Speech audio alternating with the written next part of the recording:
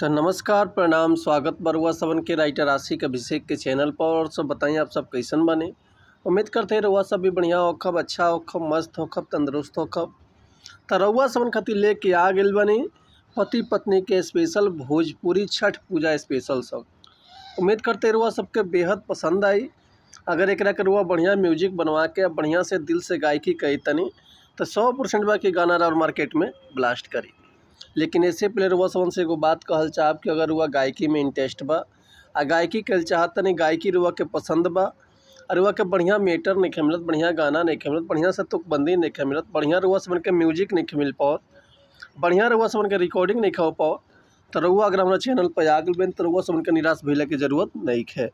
काहे से कि रउआ सबन खातिर हम हर एक प्रकार के सॉन्ग लिखिले, ट्रैक पर होखे चाहे नया कंपोजिशन होखे, चाहे वो अपना फरमाइश के हिसाब से लव सॉन्ग, ऑर्केस्ट्रा सॉन्ग, बेवफाई सॉन्ग, पूर्वी, निर्गुण, भजन, लोकगीत, लयदारी, रंगदारी, जातिवाद सॉन्ग, चाहे जिला स्पेशल गाना, चाहे सैड सॉन्ग, चाहे छठ पूजा के होखे, चाहे भक्ति होखे, चाहे भजन होखे, चाहे वो विवाह गीत, चाहे विदाई गीत, चाहे वो अपना मनपसंद के कोनो भी मीटर लिखवा सकिले, चाहे म्यूजिक बनवा सकिले, वो बिल्कुल उचित चार्ज पर।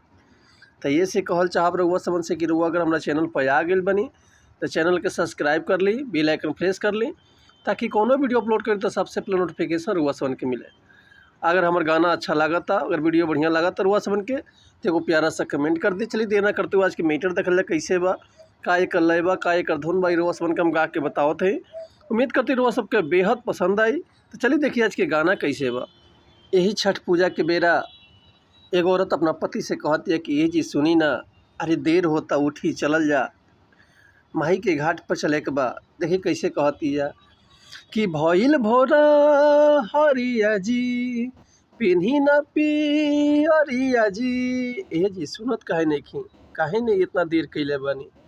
कि भइल भोरा हरिया जी पिन्ही न पियरिया जी, बबुआ के पापा कोही बात साफा, बबुआ के पापा कोही बात साफा, और अघ के बेरा बीतत बाटे,